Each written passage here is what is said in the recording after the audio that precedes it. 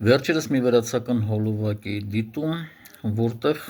համառորեն վրացին պնդում էր, որ լոռին վրացական տարածք է, որտեղից է գալիս վրացիների հավակնությունը լոռի վրա։ Նախ միջնադարում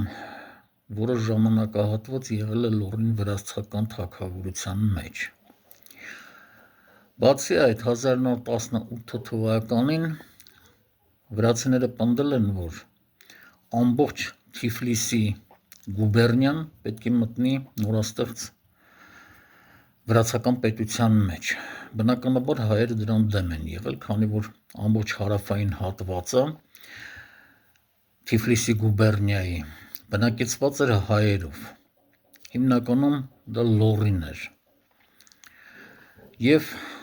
այդ պատճառով տեղի ունեցավ վրաց-հայկական պատերազմը, որից հետո այդ տարածքը հայտարարվեց չեղյալ գոտի,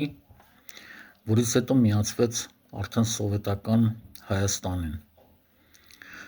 Շատ քչերին է հայտնի, բայց վրաց ուղղափառ եկեղեցին ունի Հայաստանի հյուսիսային հատվածի թեմ, չնայած այն բանին, որ Հայաստանի հյուսիսում ոչ մի վրացի չի ապրում։